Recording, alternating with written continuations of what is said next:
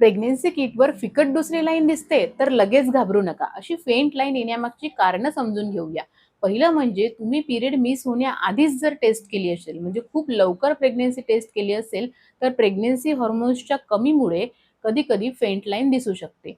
दुसरं म्हणजे urine taste करण्यासाठी सकाळच्या ऐवजी सायंकाळचं किंवा रात्रीचं सॅम्पल जर वापरला गेलं असेल, तर अशा वेळी चहा, कॉफी आणि भरपूर पाणी प्यायल्यामुळे युरिन डायल्यूट होते आणि त्यामुळे देखील फेंट पॉझिटिव्ह टेस्ट येऊ शकते. तिसरं म्हणजे बायोकेमिकल प्रेग्नन्सी, म्हणजे गर्भ तयार होतो पण गर्भाशयात चिकटत नाही. अशा वेळी देखील प्रेग्नन्सी टेस्ट फेंट पॉझिटिव्ह येऊ शकते. आणि चौथं सगळ्यात महत्त्वाचं म्हणजे एक्टोपिक प्रेग्नन्सी.